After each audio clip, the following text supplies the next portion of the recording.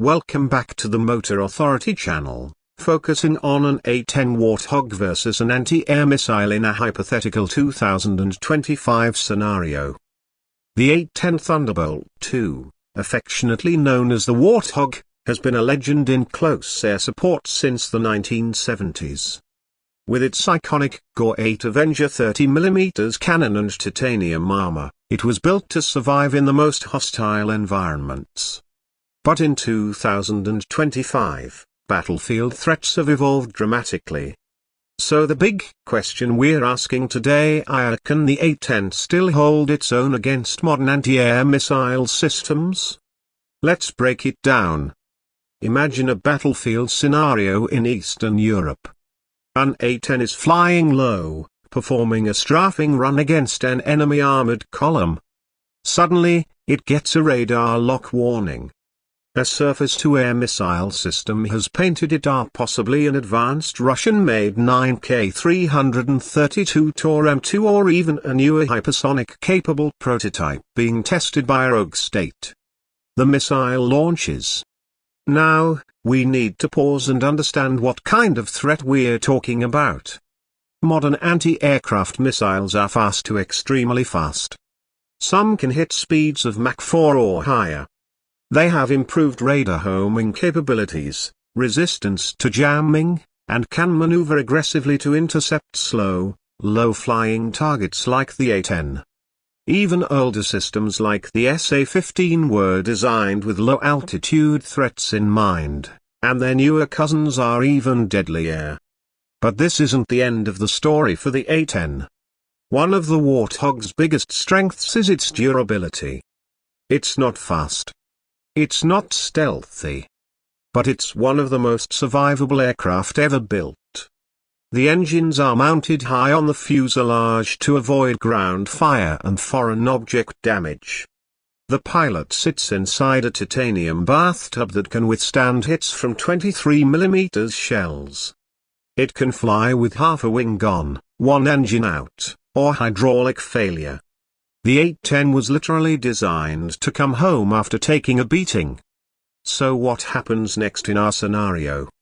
As the missile streaks toward the Warthog, the pilot immediately deploys countermeasure flares, chaff, and electronic jamming. The flares may help throw off infrared-guided missiles. Chaff can confuse radar-guided systems by creating a cloud of metallic interference. And if the A-10 is equipped with modern ECM pods, it may be able to spoof or jam the missile's seeker just long enough to survive. But let's be real, there's only so much you can do. At this point, survival often comes down to pilot skill, situational awareness, and luck. The A-10 may attempt a hard brake turn at dumping speed and making a tight bank toward the ground, trying to force the missile to overshoot or crash. It's a maneuver that can work, especially against older missiles, but against a modern SAM in 2025? The odds are getting slimmer. Let's consider the kind of anti-aircraft system the A-10 is facing. Take the Panzer SM, for example. This is a next-generation Russian air defense system with dual radar and electro-optical tracking, fast reload time, and engagement capabilities up to 40 kilometers. It can fire 2 missiles at once, and it's specifically designed to counter drones, helicopters, and close air support aircraft, are basically the exact mission the A-10 was born for. If a Warthog is within range of one of these systems, it has maybe 20 seconds to react, tops. But again, the A-10 community has evolved too. In recent years, there's been a push to modernize these aircraft. Enhanced avionics, upgraded threat detection systems, and new targeting pods have been integrated. Pilots now fly with real-time battlefield data, often fed by drones and satellite links. That means better threat awareness, faster decision-making, and coordinated support from nearby air or ground forces. Let's not forget that A-10s never operate alone. They're usually part of a combined arms force.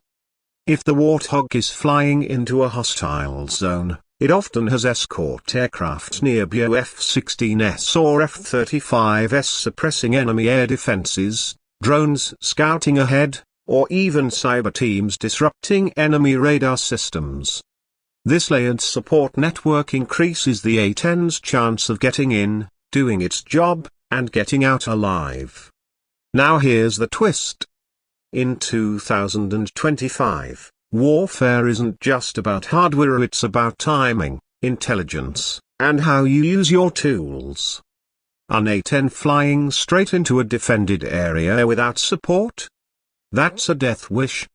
But an A-10 working with a coordinated team, using terrain masking, flying nap of the earth, and striking at the right moment? That's still a deadly threat to enemy armor. So, could the A-10 beat a modern anti-air missile? In a one-on-one duel, the missile probably wins. But war isn't a duel. It's chaos. It's noise. It's deception and surprise. The Warthog doesn't need to outrun a missile, it just needs to avoid detection, avoid a lock, or survive long enough to complete its mission. And if history has shown us anything, it's that betting against the A-10 has never been wise. The US Air Force has tried to retire it multiple times, but every time it looks like the Warthog is out, it gets pulled back in because nothing else does what it does quite as well. It's a symbol of persistence, toughness, and brutal effectiveness. Even in 2025, with drones and stealth jets everywhere, there's still a place for the Hog. But the battlefield is evolving fast.